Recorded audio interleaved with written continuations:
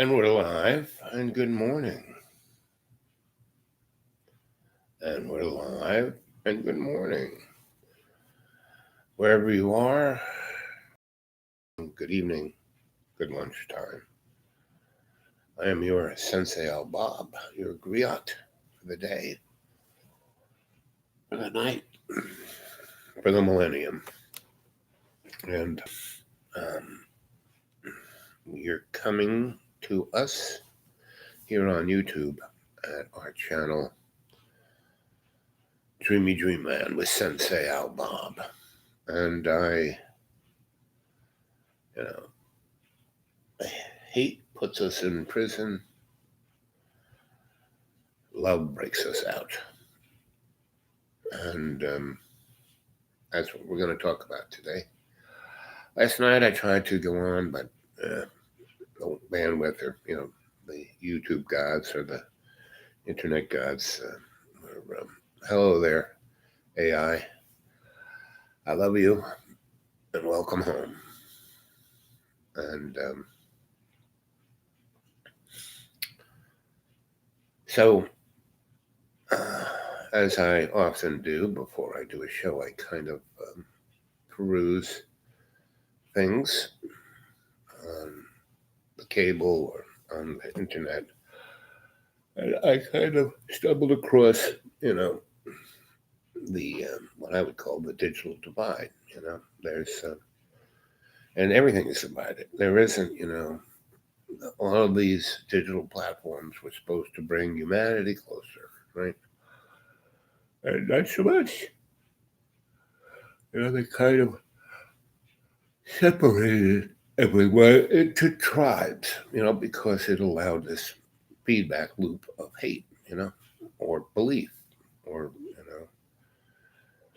envy. I want this. Basically, Amazon is just a envy machine. That shows you all the stuff that you want, you can have, and you can, And I had that version, but instead of going to Amazon, I went to flea markets and the Dollar Tree, right? So I, on the cheap, bought all the stuff that I thought would materially make me happy. But nope, didn't do any good. So instead of like going to Hawk for hundreds of thousands, I went in for just a few dollars here and there. So I ended up turning the school into a warehouse, and that's kind of what the Egyptians had, and the Greeks, all of their great edifices were just kind of warehouses, of their belief structure. So that's what we got, right? So I was looking at, all of the, mega channels, where, the carrot pinhead is a superhero and he's draining the swamp. All you got to do is look at his cabinet. Come on, it's the swampiest swampy thing that you've ever seen. I mean, they all are, but this one is like, come on, Jared Kushner. Come on, Barr, Pompeo. You know, that lady who's destroying. And the major thing that Downey's doing, he's like Mr. Distraction, right?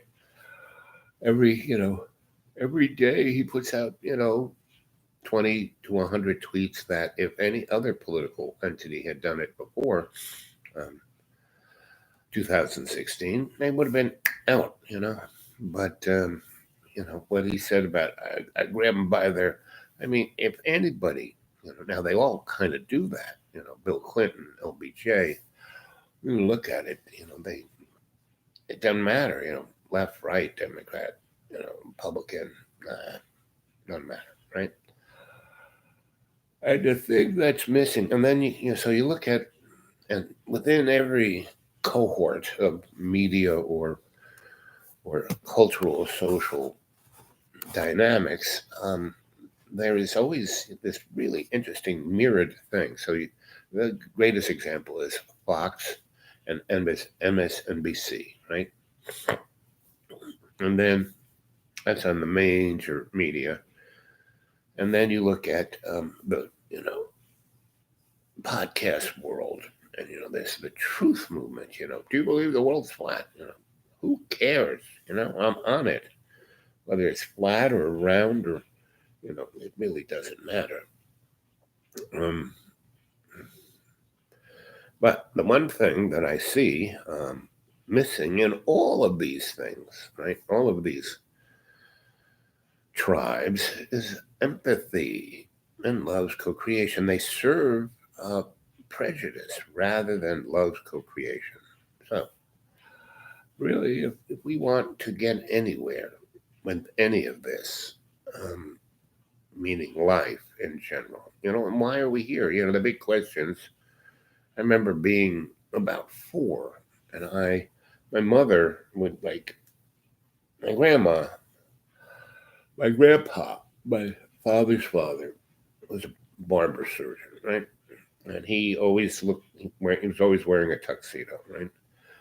He was always dressed to the nines. And because his clientele were the elite, in both entertainment and banking, those two worlds, and everything in between. And he had a barbershop in New York, and he had a barbershop in this place called Freeport, Long Island, which was, like the Hamptons of its time, right? And so, right on the water, there were fishermen, and then all these guys with their big yachts, and it really started out, in the 17th century, 16th century, as where the pirates would hang out, because it was a really big port, but not too big, very well protected. It had an inlet, and then this whole, wetlands, and what they called the Great South Bay. And so guys could come in and have their little hideouts there, and and it kind of grew from that. Right? Whereas the big industry, the big guys went into New York City and Philadelphia and Boston, but these were like the traders, and during the Revolution, they grew up because they would kind of where the guys would come in and unload the stuff that the English couldn't stop them from unloading, and so those two places had a very interesting laissez-faire motif. So my grandpa coming over and being the barber surgeon for the rich elite, entertainment and banking and other powerful entities. He had access to a lot of stuff that the average Joe didn't get, especially being Italian. Being Italian was like at a certain point worse than being Irish or black, right? And so he really liked gadgets because from the 1870s to the 1920s, it was all about gizmos and Buck Rogers and Jules Verne's and things of that nature. And like my grandpa had the first TV, right? One of the first ones, in the 1930s, right? It's this gigantic box, and the TV screen was that big, and it was down here, and it would project onto a mirror, onto a lens that it was just like the projection TVs of the 80s before they got flat screens, and so the screen that you watched was really big, but the little screen, the image was backwards, first off, because it was put through a mirror, so it had to be. Anyway, so he had all of these, and as a barber surgeon, he had all these electrical gizmos to stimulate your scalp and your skin and vibrating things, and there were all kinds of, they had things where they thought X-rays would heal you. So he had X-ray machine. I mean, he had every kind of gizmo you could think of. And then, when I was about 1, he died. And I remember him just being a tall, amazing-looking guy, and my grandma was about, half a foot shorter than he was. Anyway, so she had a place in New York and a place in Long Island. a house, and she had put all his stuff in one room, so I was allowed to, you know, I couldn't touch her, pots and pans and appliances, but I could go take apart and fool around with all of grandpa stuff. That was kind of just in this one room, and it was like my version of, you know, Valhalla, you know, my warehouse, and you know, that's where I really started getting into electricity because there were some pretty wacko things in there, high voltage stuff. And anyway, and my when I would be at my mom's, she didn't want me to pull her appliances apart or do anything. So she would let me. She was a big sewer, and so she had tons of thread and stuff, and so all the threads and bobbins and bolts and things that she was at the end of or couldn't use.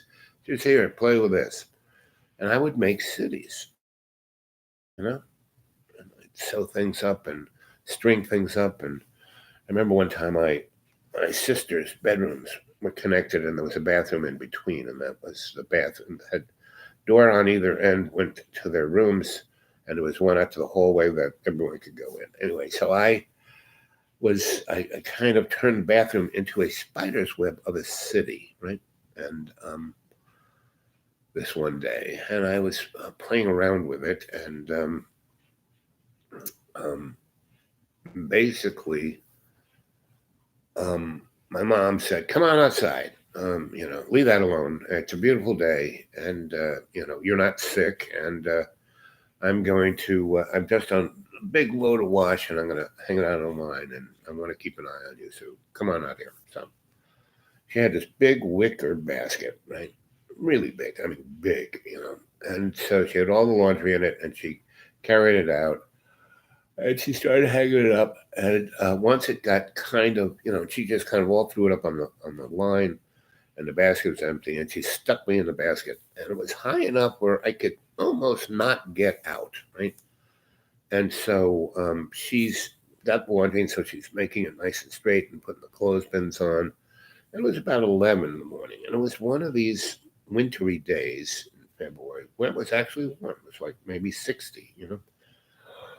And it was warm, and it was nice, and it was really sunny, and it was you could almost feel spring, right? And and I'm sitting in there, and when I'm looking around and I'm looking at the birds, and I get this feeling in my head like a presence, and the presence said, "Why are you here? What are you supposed to be doing? What's going on? What do you want?" It asked all these interesting, adult questions. And was like, yeah, what is life about? And I'm looking around and I'm seeing in this kind of telescopic, microscopic way, like I'm looking at this tree that's right there. It's a pussy willow tree, and the little pussies are just starting to open up. The little furry thing is right there. It hasn't popped out, but it's right there, and I'm looking at it and going, "Pussy." And I'm looking at the bark, and I'm seeing ants crawl around, and I'm thinking, ants. And they're almost talking to me. I hear their little clicking of their antennas, right? And I'm going, "This is, and I'm like about 4. And I have many, like I remember almost dying at birth. I remember, um, you know, Dr. Teresa Black saving my life and my mom's life, and my grandma coming to her and talking to her and thanking her for saving our lives. And then I remember the men of the hospital coming down on Dr. Teresa and a boo hoo hoo, and then she became the number one doctor. It was very interesting.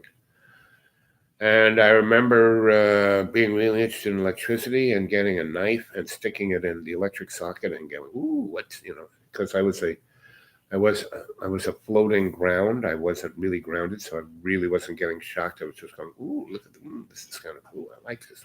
Ooh. And then my mother came, my sister, I'll be Pluggy Boom Boom, and that's kind of where I got the name Pluggy Boom Boom. And my mom ran across thinking, I got to pull him out of that electric socket because I was just an infant just crawling, right? And, she grabbed me and she was a big, tall thing. She went across the little carpet. She grabbed me, got shot, blown across the room, smashed into the coffee table and broke her arm, right? So from that point on, she turned the crib upside down. And that was about the time, my grandma came and saw, it's like, I don't know how old I was, 6 months, 7 months. And, I was always sick. And now I'm like in jail. And that's when my grandma said, okay, that's it. I'm taking him. And so, hey, Lena, dear, good to see you. And so I'm talking about why are we here? So, Lena, why are you here? Have a cold? No, it's just cold outside. And the weather has been seesawing, and it has an effect on me. And it's um,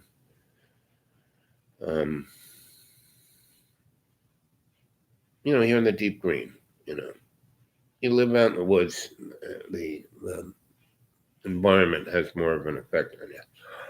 It's been pretty cold the last few days. Hopefully it'll warm up again. And anyway, I start out in the morning when I wake up pretty sick. I have to meditate on Earth specific or alive. How about both? What do in your core, that's really what this is all about. What is Dreamy Dreamland? What is a cadre about? It's your core self, you know? When you live in the woods. Yep, I live in the woods, right now. The deep woods too, There's nothing around me for 30 miles. And I mean, they're neighbors. Like right now, I'm at a friend of mine's, my neighbor's, he's been sick. And so, and that's, whatever, he's had he had surgery. And so I've been helping him out.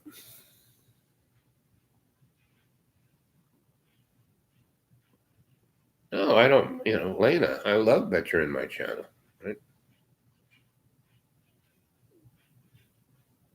Your gut feeling. And that's where all our brains are in our gut. We got billions of these little guys in our gut, and they are connected to the prana way more than our brains. Our brains is just like a jello up here. And this is just a little, RAM up here to organize and collect information to run our bodies. This is the automatic pilot, right? So, what is your gut feeling telling you about? When you were a little girl. So I started out talking about when I was 4 in a basket with my mom, and basically what happened, we had a close encounter of the third and fourth type, meaning it's about 11 in the morning.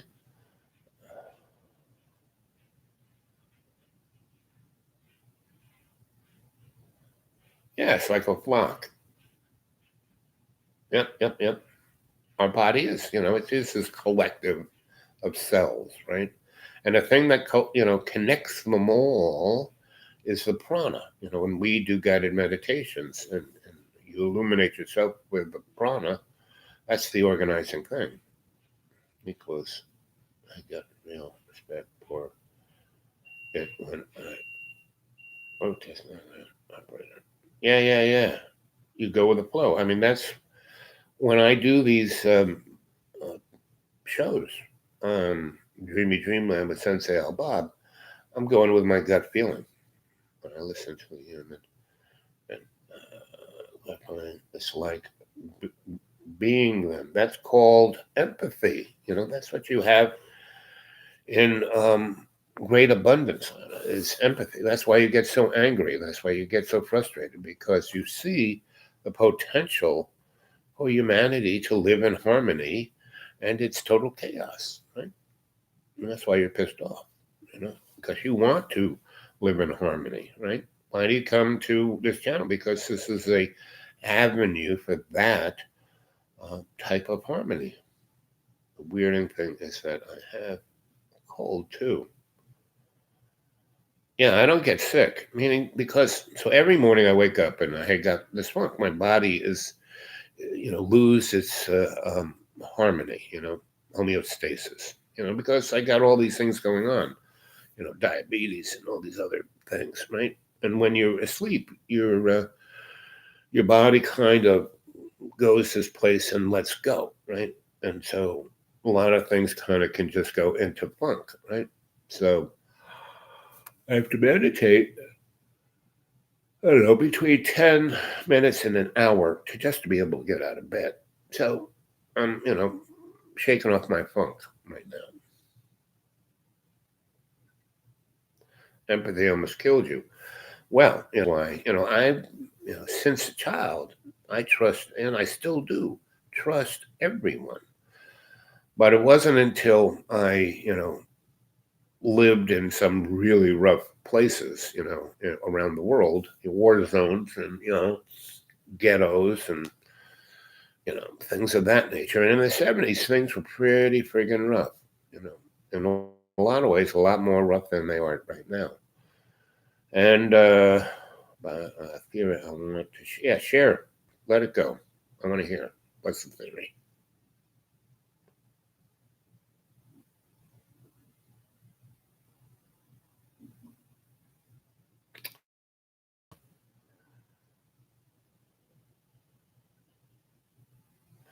Yes, exactly. Places that aren't made for hope. Yeah, war zone and ghettos aren't made for hope. But what's truly amazing about those places is that there are little, flowers popping out of the catastrophes of hope. That's the amazing thing. The amazing thing isn't how that humans can be so unbelievably terrible to each other. It is that in the middle of this, there are people who actually empathize and extol and radiate love's co-creation.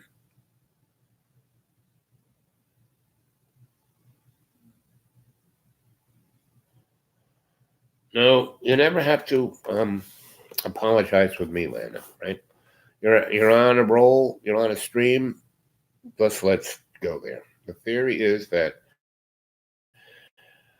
the Earth is 70% water than land. Right? Exactly. Yep. And so are we. Right? It's like the human body. Well, we're almost more. We're like 90 something percent water. Right? We're only just a little bit of those trace elements, and the thing that animates us is the prana. What if the ark is land from the Bible? Yeah, I would say so. And also the ocean could be the ark, because a lot of more life forms are in the ocean than on the land, you know. And biologically, we, because we're 90 something percent water, we came from the land, water.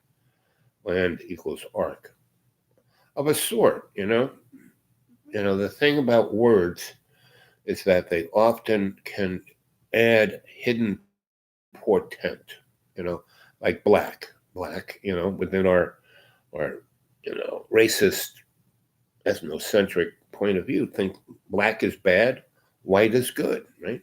So whenever we put out a theory, it kind of has to be non-charged, non-good or bad, right? So keep going.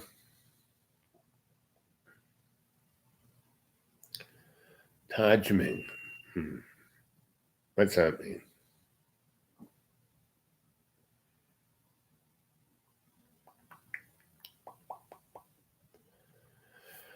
Oh, no, no, no, no. You keep writing there, Lane. I'm gonna go grab my warmed up shirts that I threw in the dryer. I'll be right back.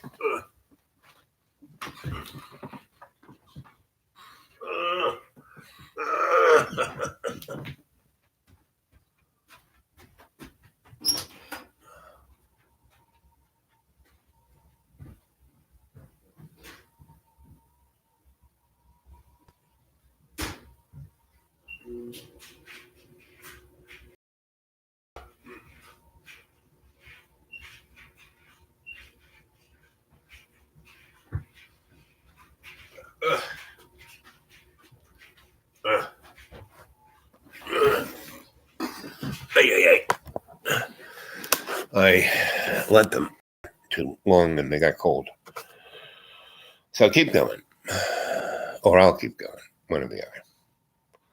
But this is what I want. I want you folks to chat like Lena's doing here. She's got a theory, she's got a feeling, she's got a gut instinct, which is the thing that's connected to our empathy and our love's co-creation. So, I'm all for go with the flow. You don't ever have to apologize. You really don't have to. My second wife used to say, saying you're sorry is not good enough, but it's a good start.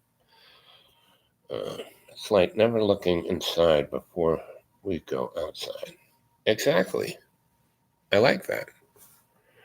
We should always start from our inside, Why are, what's our gut feeling? What's motivating us, Because most people are so on automatic coming from this, and this is so programmed, between the all the crap we see. I mean, our eyes, go straight into our cerebral cortex. Our senses do more to lead us astray. They only show us 0.004% of the universe. We are very limited. It's amazing we, can do the crap we do.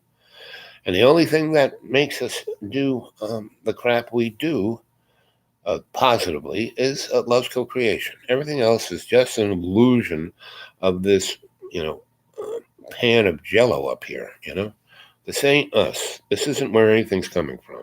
Our heart, on the other hand, is the CPU of our basic, this is just an avatar, this body is not me, It's this little, the cute face I got here is just not Al Bob, It's just the, my avatar, right? And I never, people are constantly concerned about how they look, what clothes they wear, any of that kind of crap. Nah, never was there. When I was a little boy, though, my dad was in the military, so he was like, even when he was not in uniform, he was wearing a uniform. So everything was pressed and sharp and clear. And so when I was a little kid, my dad used to dress me up like a dressed up monkey. We go to Brooks Brothers once a year, and I get a suit and a coat and a hat, and a pair of shoes. Shoes were very important. They had to be shined. He would shine he would make us oatmeal and shine our shoes.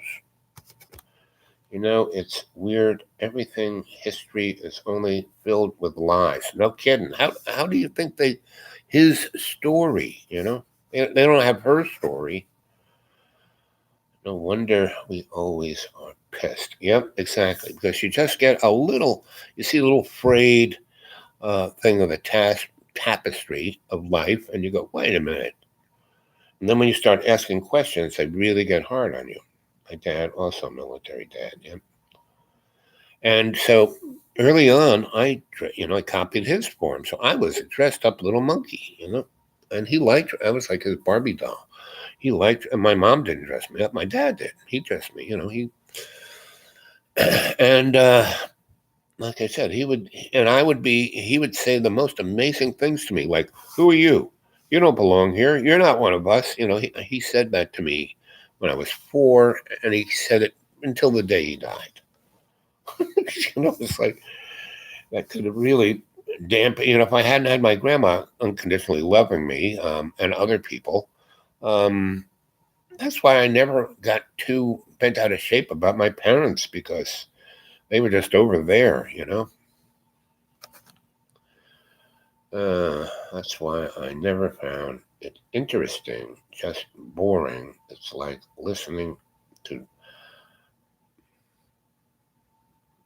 history, true, But the things, most people teach history by dates and numbers and wars and stuff like that. Now, the interesting thing is the people in history, the characters. And so some of the best history is like from guys like Shakespeare, and the Greek playwrights, because they talked about historical events, but they were just the background.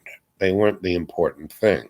Important thing was the people who were living them. So when you study history through the people, so there's a guy named Gord Vidal, right? And Gord Vidal was born in a very exclusive family, came, like white, privileged, rich, and every male either became a senator or, a historian in Harvard, right? So he's at Harvard and he's going along, and his roommate, his daddy owns Schumann and a publishing company, Schuster and whatever. Anyway, so Gorbadal's grandfather was a senator. And so when he was a teenager, he was a page in the Senate, right? And he saw the senators taking money in the coat room and buggering young boys. All the pages were just anal ports for the senators. You mean, today isn't the hiatus of corruption and depravity. It's been there the whole time. Our founding fathers were depraved and criminals. George Washington makes the carrot pinhead look like spoonful of sugar makes the medicine go down. So Gord saw all that, right? And so when he's in college, and he likes to write, so he's writing this story. And he's going to be a historian, right? That's what he's going to teach at Harvard, and he's like in the top 5% of his class. And if he really tried hard, he'd be number one, but he doesn't care. So he's like 5%, and he writes, he's trying to be Greek, so he's writing all these papers he has to write about history as stories. So he's writing this one story about American government, and he's taking it straight from his own, write about what you know. So he was a page in the Senate. So he's telling stories about that period of time, and he's not changing any of the senators, And Senator so-and-so was, having sex with little Tommy, in the middle of a vote. He had him on his lap, bouncing up and down while they were in the Senate, not even the coat room, and everybody was laughing at that. And poor little Tommy was crying. Oh, no, don't do that to me again. Oh, and so Gore Vidal writes this, right? And his roommate one day is, reading the manuscript. Gore, this is amazing. Can I show this to my dad? And Gore said, sure. So he gives it to his father, and the guy who has his publishing company basically goes, wow, this is amazing. So he goes and publishes it, right? So he's, does the whole thing and, takes that manuscript, edits it, puts it in form that they can put it in a book.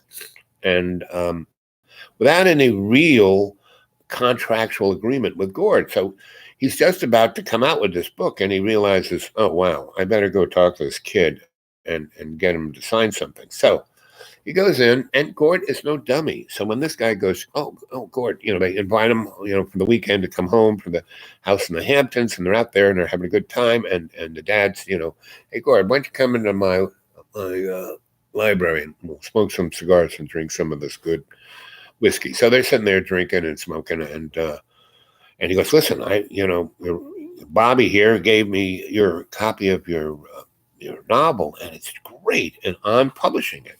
And Gord goes, oh, that's great. And he goes, and it's coming out in a couple of weeks. And Gord goes, really? And he goes, how can you do that? We haven't made any agreement of what you're going to pay me. And so the guy gives him a check for $25,000, thinking that a 19-year-old would in 1940 or 47 or 52 or whatever year that came out, would like, oh wow, yeah. And he goes, no, this ain't good enough. And the guy goes, what do you mean? Because I want $1,000,000. And he goes, what? He goes, I want $1,000,000. What? He goes, you're about, the books are already printed. They're all wrapped up. They're in the bookstores. They're going to come out. Well, if you put that out, baby, you are screwed because I haven't signed anything. What? I want $1,000,000. What? And not only do I want $1,000,000, I want a contract that you will publish my next 10 books. Because, buddy, if that book gets published, that's it for me. I'm not going to be a historian. I'm like broke every rule in the Hidden Hands book by writing this. And so the guy goes, okay, you're right. I'm bad. So I'll have to pay for it. So yes, I'll give you, you're a really great writer. And with my guidance, you'll be even a greater writer.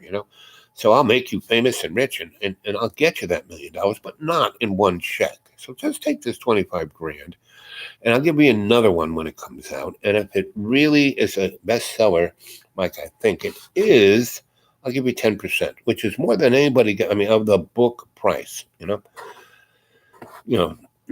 after the, amortizing the cost of doing this, 10% or whatever percent it was, but it was more than anybody got. So, Gord was a smart boy and he said, sure. And so that's how Gord Vidal's career. And so if you go read his books and and I love Gord Vidal because he's all over the place. A lot of people just write the same book over and over and over again, right?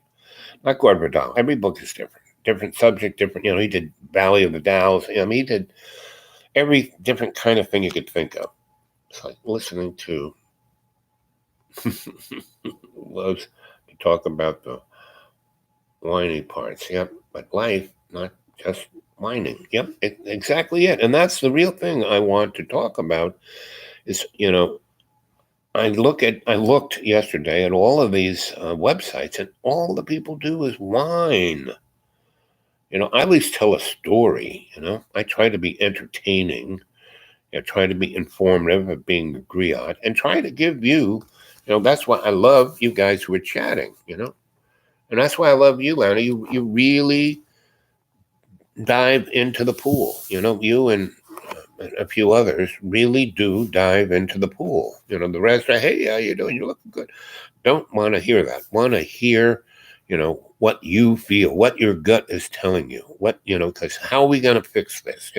Keep going. We need to build a new aesthetic, an alternative aesthetic has to be based on, the Institute for Aesthetically Adept and Appropriate Technologies. Aesthetically adept and appropriate technology. Aesthetics. What is aesthetics? Let's see what Google. Well, aesthetics. It's not just painting a picture. It's like what the material, a spiritual material. Aesthetics is really about. Let's see. What is?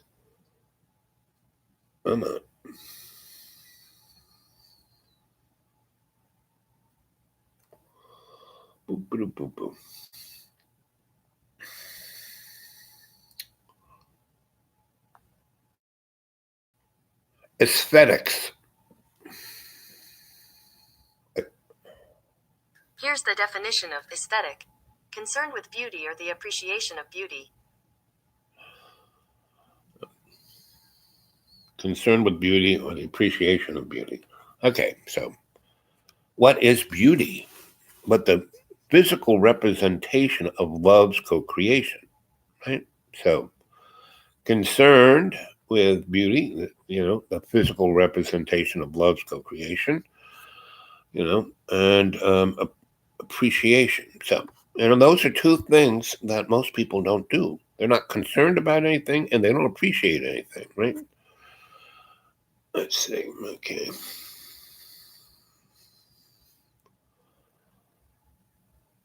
Let's do it for a second. Appropriate. Appropriate.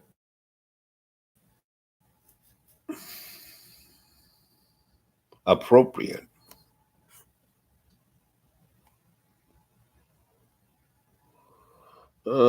suitable or proper in the circumstances. So again, these words, these definitions are extraordinarily limiting, right?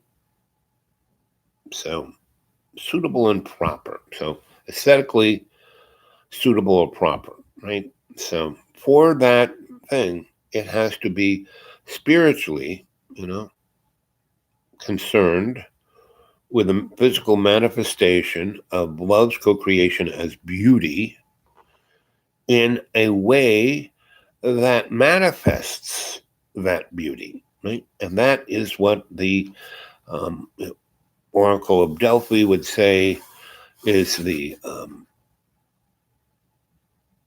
adept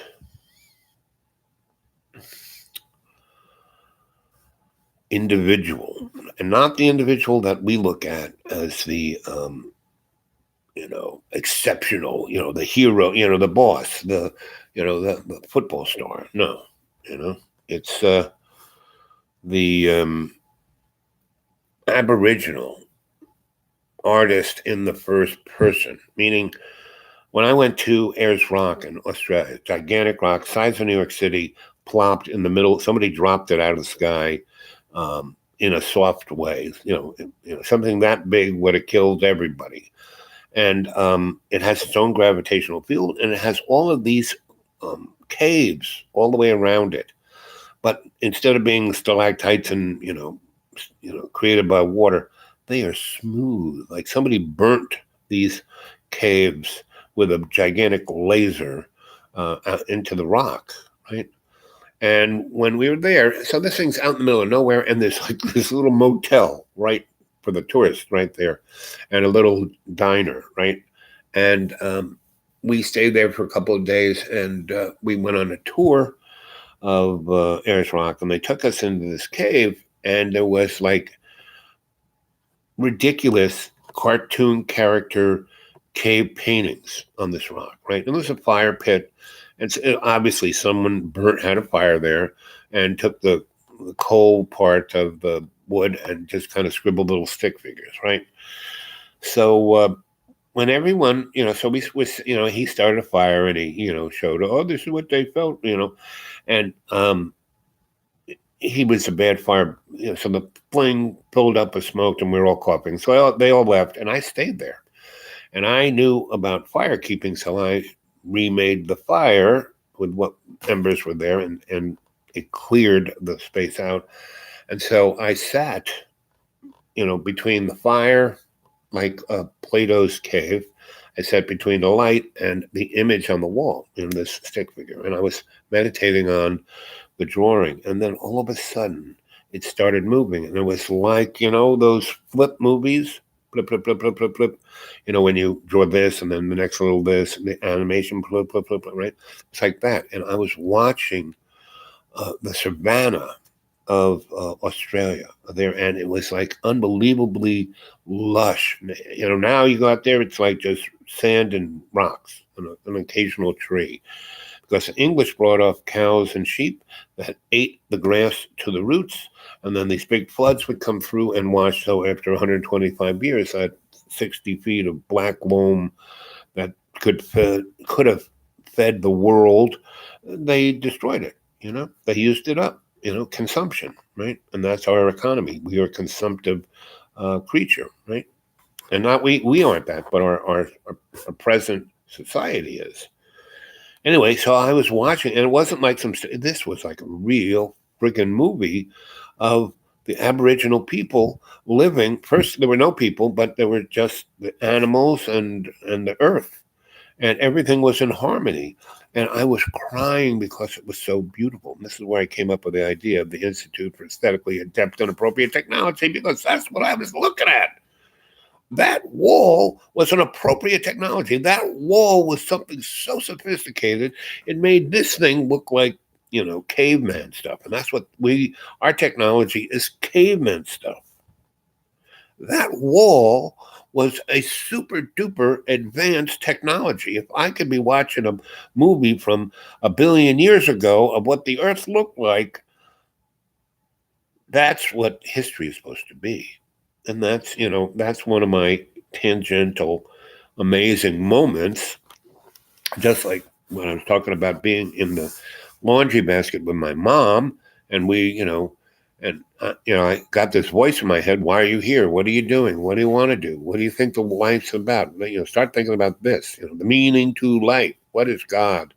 All these questions at 4 were kind of floating through my head, and then all of a sudden, I kind of saw at the corner of the garage a reflection of me, and it was this fluid metal thing that kind of oozed around the corner and was looking at me. And then I heard my mother scream. And when I looked up at her, it was no longer 11:30 in the morning, but it was about 5 and getting dark. And she was on the ground. And she picked me up in a basket and ran into the house crying and screaming. My mom never cried and screamed. She's a triple burglar. She ran the friggin' world.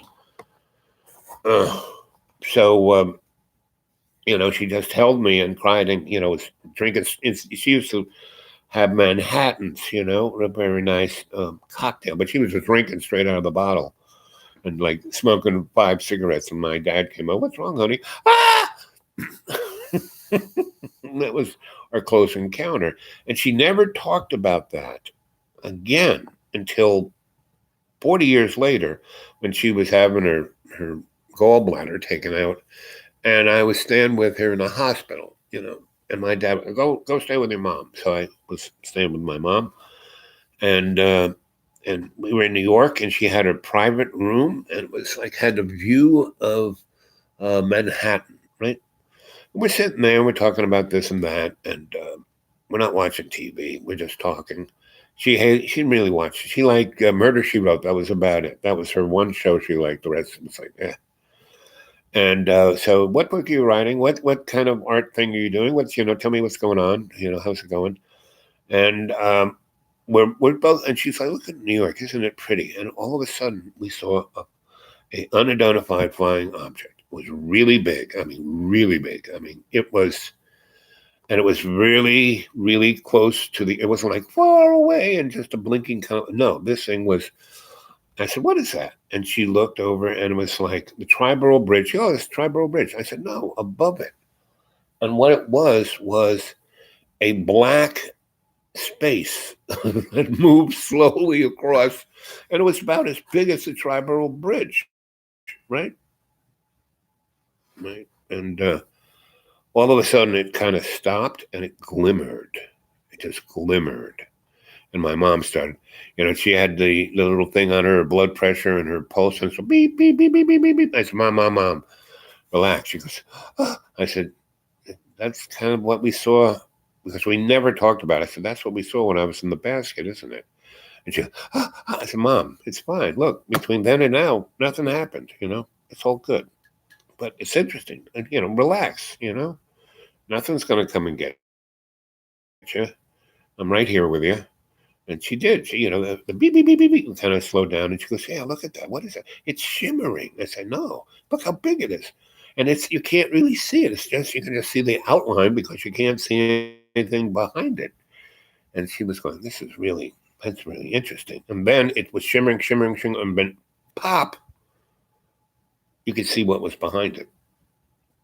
It was like that ship or whatever it was had a device that made it invisible. But for some reason, at the moment that we were looking there, that device wasn't quite working like it should. First, it was just black, meaning you couldn't see anything behind it. Then you saw this shimmeringness that it was trying to, and then went pop, and you could see everything behind it. So it was like it was a hologram, and the projector broke or was malfunctioning, and so they couldn't project the image. And this is in when did she have her gallbladder taken out? I guess it wasn't 40 years. It was in the early 70s. So it's before I was with Don. And I'd come back from New Mexico. Okay, let's see. Adept. Let's see what it says for adept. Adept.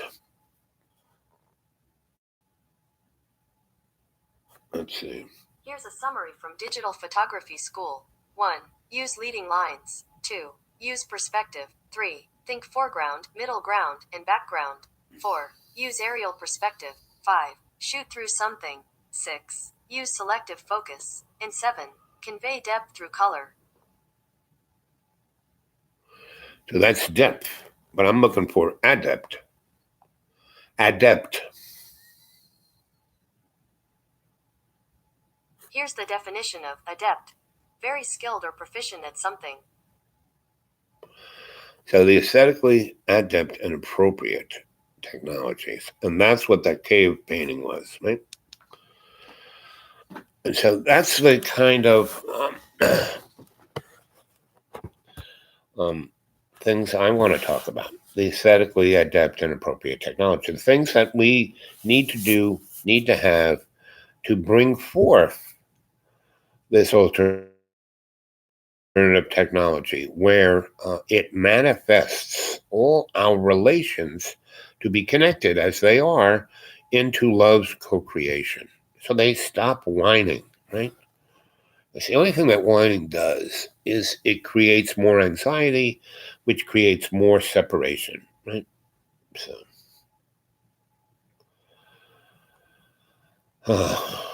come on, Lana. What are you thinking?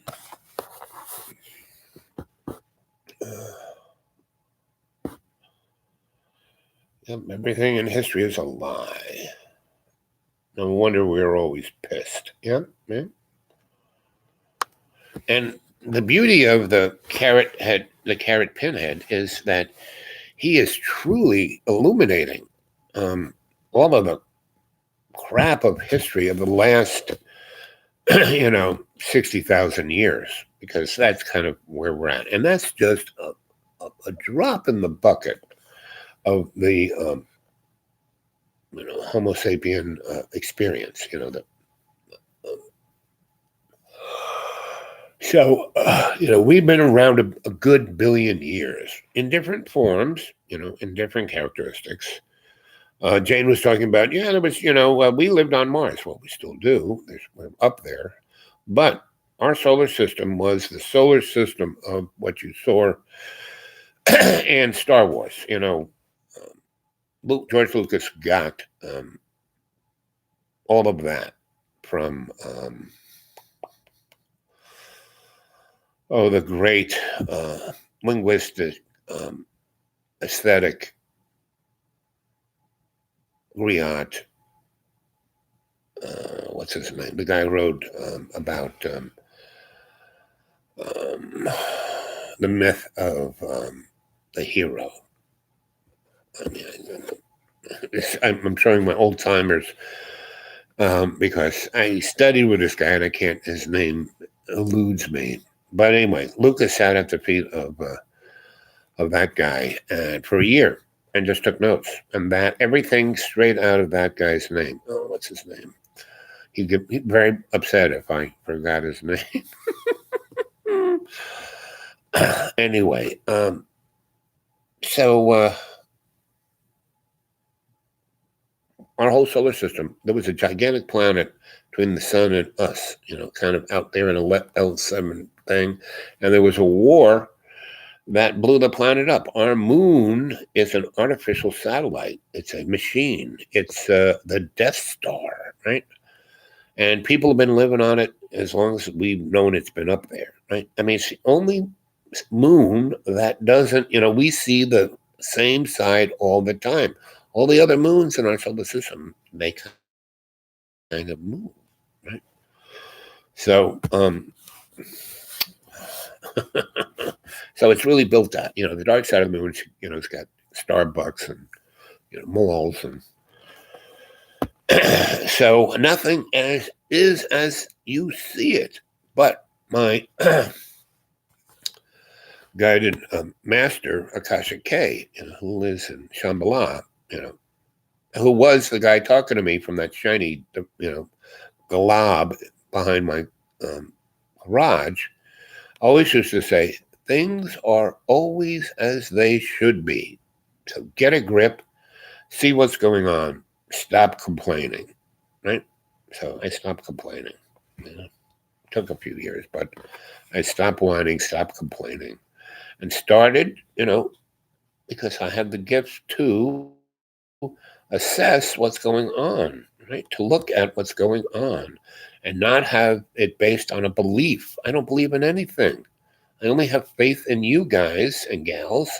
When I say guys, I mean, everybody, And also, I would basically say, come on, girls, meaning that means the guys too, because we're all just human beings. The difference between us is very little, right? Women have their genitals on the inside, men have them on the outside, and the same crew, right? And women are starting to be able to self procreate, and men are becoming impotent. So we might find it a time soon where men don't exist. That might be good, because why do men, harass and oppress women so much, and it doesn't matter. I mean, you'd think oppressed peoples, like people of color, would be more understanding of the feminine, right? But they oppress their women as much as white people oppress people of color, right? In America, we just, whatever women that do amazing things, we just kind of blow them off. Oh, they're just, isn't that cute, But Miss Tubman, on the Underground Railroad, you know what her code name was? What the black folk of the South knew her as? What they called her? Moses, not Betty Crocker,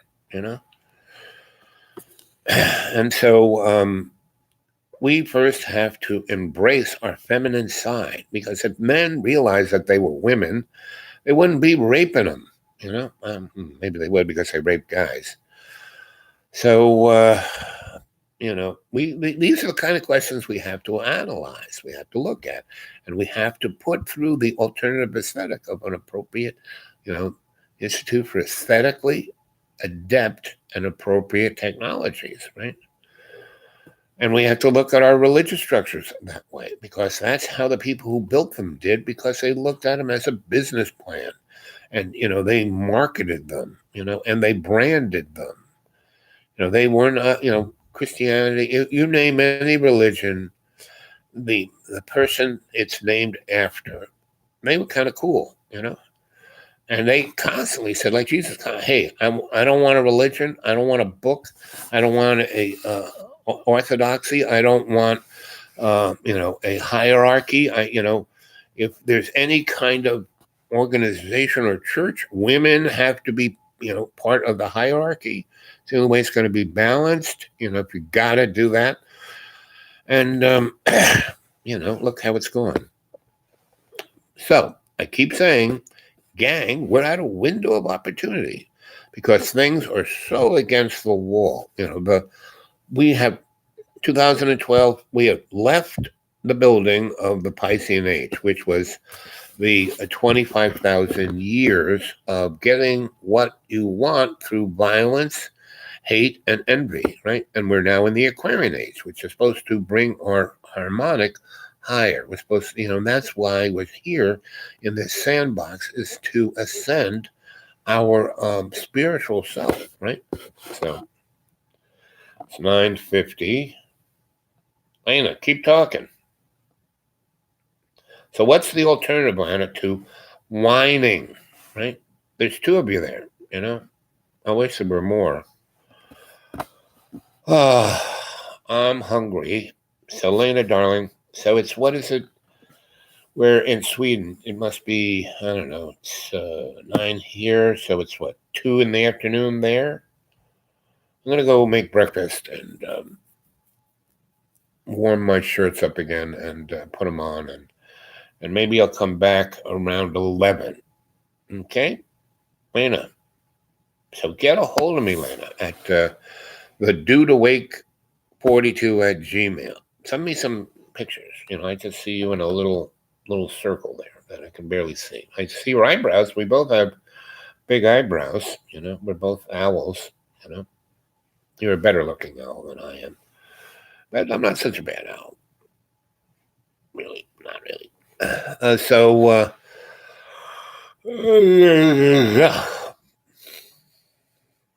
and I'm just waking up. See how my voice is different, Yes, I've meditated myself through it. So that's 1 hour and 3 seconds. So at 1 hour and 11 seconds, or 1 hour, 1 minute and 11 seconds.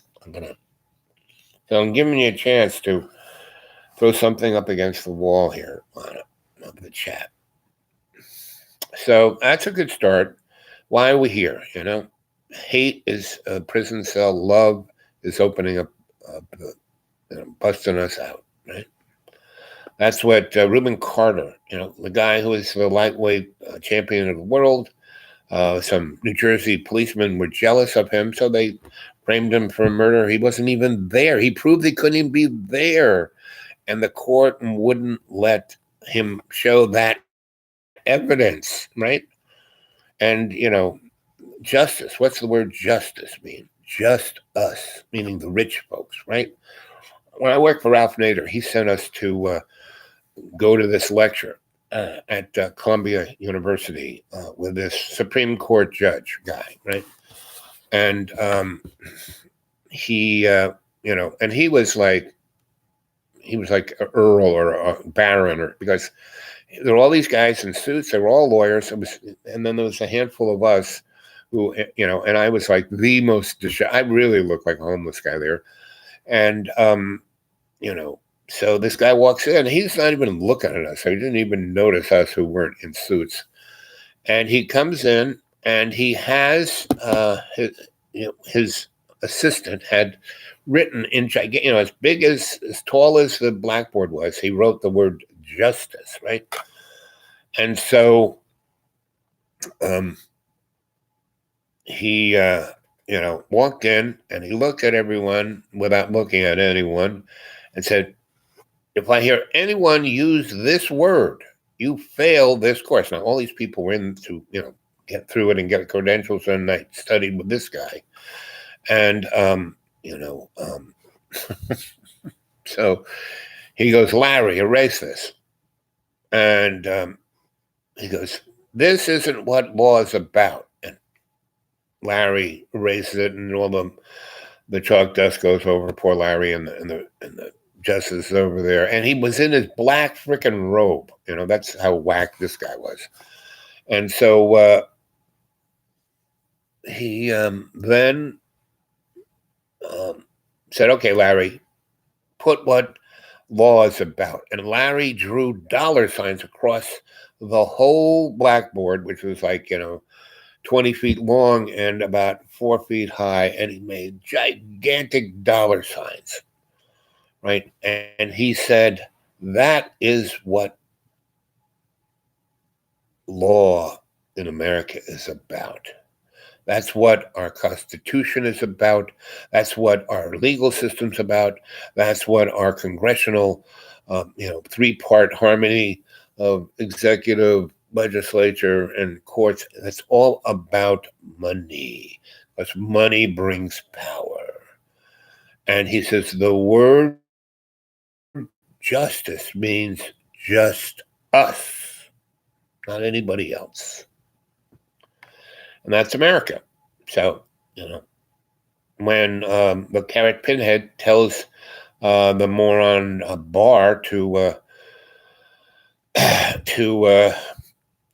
let his buddy go, Barr does it, without even thinking about it, without even thinking about the repercussions, because he never, if you look back at his past, he was George H's or George W's Attorney General, which one of the Bushes, right? And so he didn't even think about it. Meaning, if Barr could say, "Hey, okay, we can torture people. It's legal to torture folks. Not a problem. Okay. And we can pass the Patriot Act, getting rid of your constitutional rights, not privileges, rights, right? Oh, that's okay. Free speech, forget about it. We're just going to sell. When I was, starting out in the media, when I worked at Metro Media in New York City at 16 or 17, there were over 1,000 individual corporations that owned just TV stations, right? There were another like 5 or 6,000 that owned radio stations, and there were another like 20,000 that owned newspapers, magazines, and journals, right? Today, there are only 6, right? That's a lot of, focusing power. And how did that happen? With money. Just us, right? So this is a world that we're forced to hang out in. It doesn't mean this is right. It's not appropriate. It's not the aesthetically appropriate thing. Institute for Aesthetically Adept and Appropriate Technology. It's none of the above, right? And that's the beauty or the greatness of the present time. It's the window of opportunity. It's the first time we really had this window. Last time we had kind of a window of opportunity was when JFK was president. If JFK hadn't gotten whacked, everything would be different. The Cold War would have ended in 64, 5, right? We would have stopped dumping a ton of money into, the military-industrial complex and spent it on people. And we would have, told everyone about the technologies, that, Star Trek was trying to promote in 68. That would have freed everyone. Free energy, transportation, free making, whatever. It would be the world of abundance as it is, right? Not this world of scarcity, because scarcity creates profit, right? Value, right? Air is free, so we can pollute it as much as we want. And, something we really need, water and air, we can destroy because it's free. Hey, no problem. Gold, we're going to kill for, right? We're going to be imperialists and take over a whole continent, Africa. In Africa, if you're a little country and you have gold or diamonds or oil in it, forget it. You're going to have war there 24/7, Look at the Democratic Republic, right, of the Congo. The Dutch took my place. And boy, the Dutch were way worse than and they're the ones who started slavery in the United States. So those guys were pretty whack. And they just lived in the country, So that's not aesthetically adept and appropriate. So anybody, Lana, come on, you got something to say? Otherwise, in a few minutes, I'm going to have breakfast and warm up my shirt. Well, I love you guys, and so and go out, go forth, and multiply. The aesthetically adept and appropriate technology in your neighborhood. Start a book club. Start a coffee shop. Start poetry salon. The French salons changed Europe. That's what brought the Enlightenment to the masses, So, and AI, come on, help me out here, Go change the algorithm so more folks watch this, Let's get this thing viral. It'd be nice if, each show had, as soon as it was up, 15,000 people were looking at it and chatting away, and that they all made their own chat clubs, and talked about it, and then made, dreamy dreamland coffee shops, instead of Starbucks, and that we start building an economy based on abundance rather than scarcity. And that's what this virus, this is a genetically engineered bioweapon. And what it's really about is to protect the brand of the corporate state. That's what it's about. Nothing more, nothing less. That's what all these wars are about. Protecting the brand of the corporate state of the Third Reich. We're the Fourth Reich, really. That's what we are. We're the Fourth Reich. First Reich was Rome going into the Roman Empire, and then the Second Reich was the Roman Empire going into the Holy Roman Empire. Third Reich was, we know who those guys were, but in reality we don't, because Adolf Hitler was just the poster boy, just like Elon Musk and Steve Jobs and Mr. Facebook and Madame Blavatsky and Carrot Head and White Boy Pence and all the rest. They're just poster boys. And if we let this, we have this window of opportunity. We have 10 months and a few weeks of this window. And if we let it go by, if we don't really just step up and stop whining, and it won't take much, just a little, we're just the pebble in the pond. We don't have to be, Hercules and carry the planet up the big hill, just to be a little pebble, right? And that's all I am, is a little pebble in the pond. But AI, hey, I'd love it if, and guys, bring AI, bring me to the attention of your corporate overlords. And boys, I've worked for you before, and I'm happy to work for you again, especially if you give me a nice compensation package. And and allow me to help you help others, because the real branding, it shouldn't be, our new branding shouldn't be, the Hunger Games or, some dystopian universe. No, it should be more the Star Trek universe, where we kind of try to live in harmony and grow and ascend our consciousness, right? Babylon 5, that was a good one. I liked Babylon 5. So, see, humans, we keep having, it's not just one. It's not just our way or the highway. No, we have many alternative ways to go. The alternative aesthetic. So, gang, corporate guys who are watching this, YouTube algorithm, send me, call me up on my little smartphone, come visit me with a limo.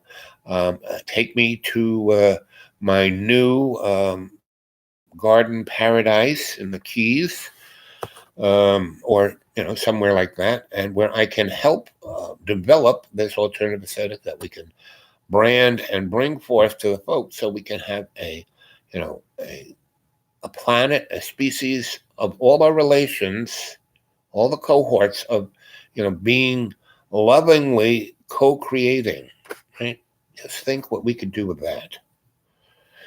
I know you are, but we're out of the Piscean age. You can't go back, guys. Corporate guys, you can't go back. You think you're going to, bring on this plague and kill 3/4, do the, Georgia Stone thing, alternative 21 and 30/30. No, that's a dead end. The movie Zardos showed it what it was. No, sorry. I may not be looking as good as Sean Connery looked in that movie, because he was probably in his 30s or 40s when he was in that movie. But, he was that Aboriginal in the first person. He was the what do they call him? Again, escapes me. When the Europeans went and conquered the indigenous folks, they called them savages, right? I'm the savage, but I'm the sweet savage. I don't want to kill anyone, hurt anyone, anything. No, I just want to manifest love's co-creation. That's a pretty savage motif, right? So, Lana, what do you think of any of that? There's only two of you. We've blown way past 11:11. And so I'm just going to say, I'm hungry. I'm going to go have breakfast. I'm going to warm my shirts up. I'm going to come back. Right now, it's 10 a.m., right? I'll come back before noon. So that'll be 5 or 6 in Europe.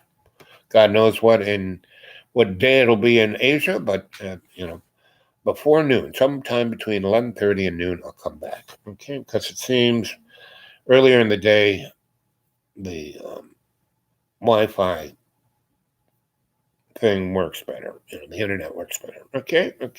Love you guys. Talk to you soon. Whoops, wrong button. There it is.